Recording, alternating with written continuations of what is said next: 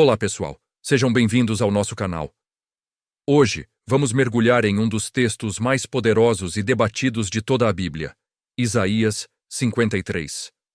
Conhecido como o quarto cântico do servo sofredor, este capítulo é uma obra-prima poética e profética que fala sobre sacrifício, redenção e a natureza surpreendente do poder divino. Independentemente da sua fé, Isaías 53 oferece uma reflexão profunda sobre o sofrimento e a esperança.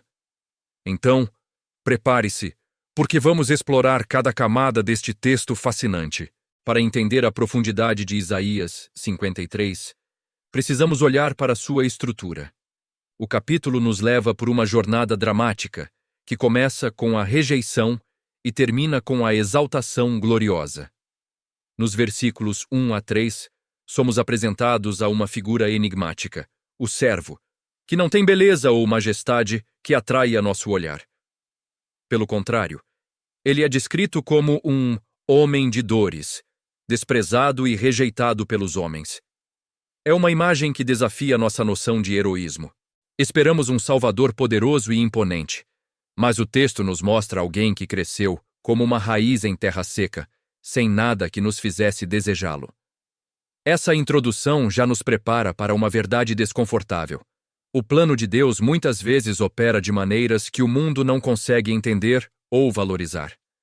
É nos versículos 4 a 6 que encontramos o coração da mensagem, a ideia revolucionária que moldou a teologia por milênios. O texto revela que o sofrimento do servo não era por causa de suas próprias falhas. Pelo contrário, ele tomou sobre si as nossas enfermidades e as nossas dores levou sobre si.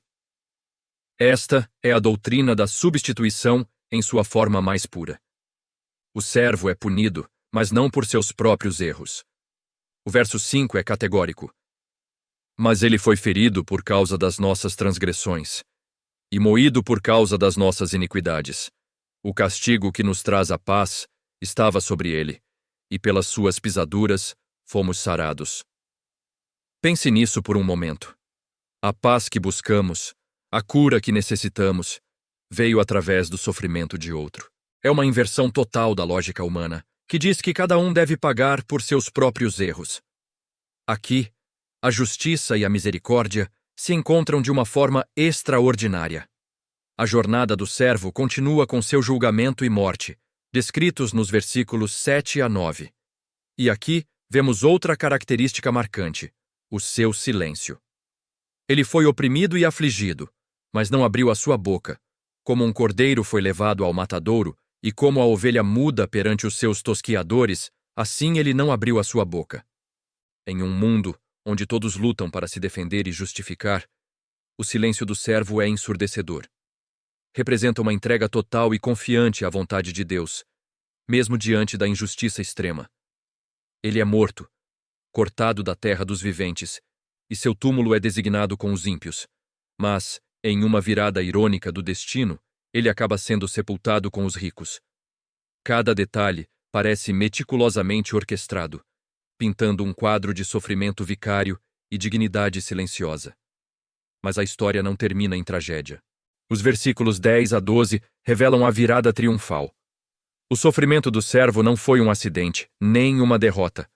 Foi parte de um plano divino. O texto diz que ao Senhor agradou moê-lo, porque através de seu sofrimento ele justificará a muitos.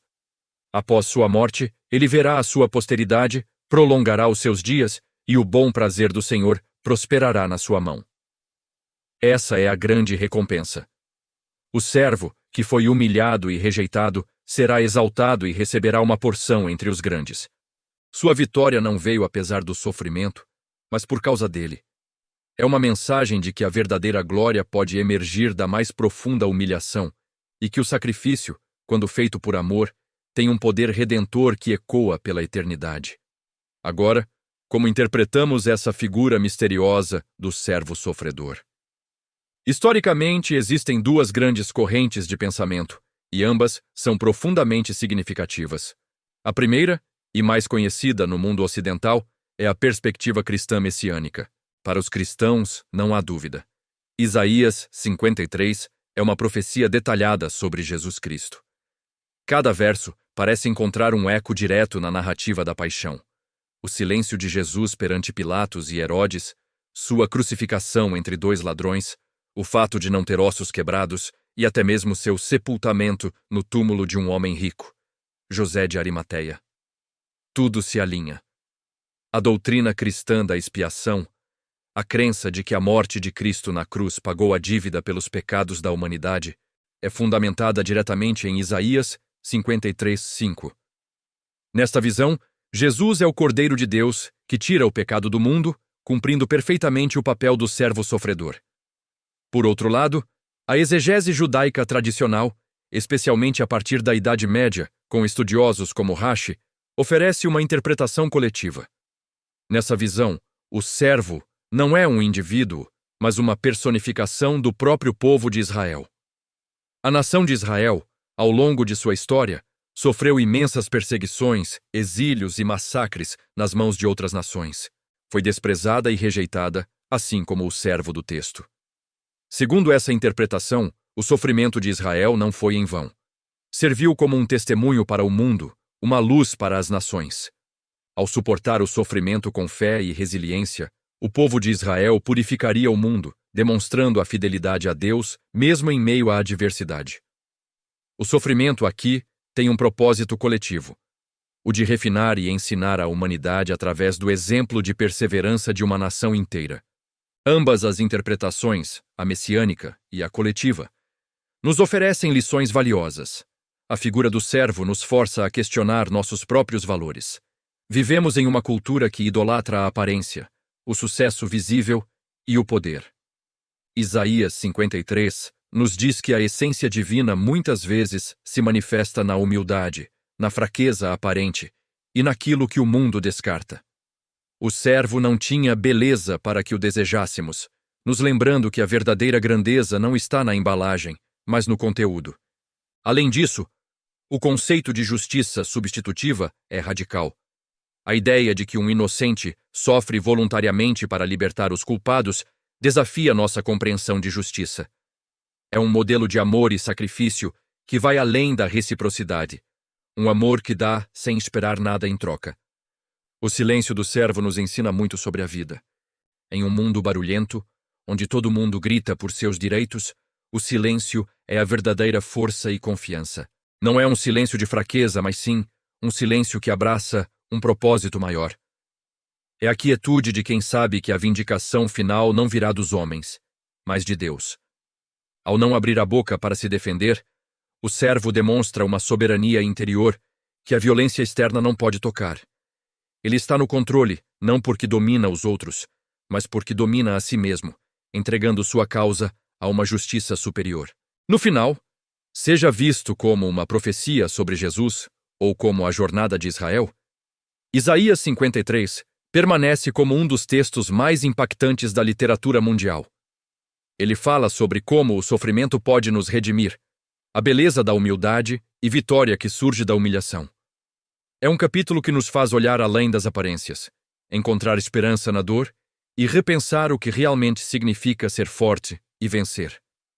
Ele quebra a lógica do sucesso comum e sugere um caminho diferente, cheio de sacrifício, serviço e amor ao próximo.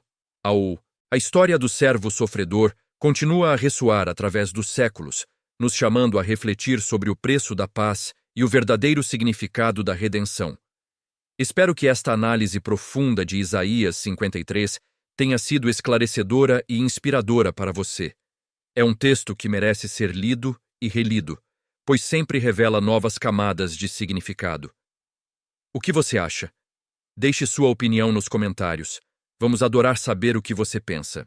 Se você gostou deste vídeo e quer continuar explorando os textos mais profundos da Bíblia conosco, não se esqueça de deixar o seu like, se inscrever no canal e ativar o sininho para não perder nenhum conteúdo. Muito obrigado por assistir e até a próxima.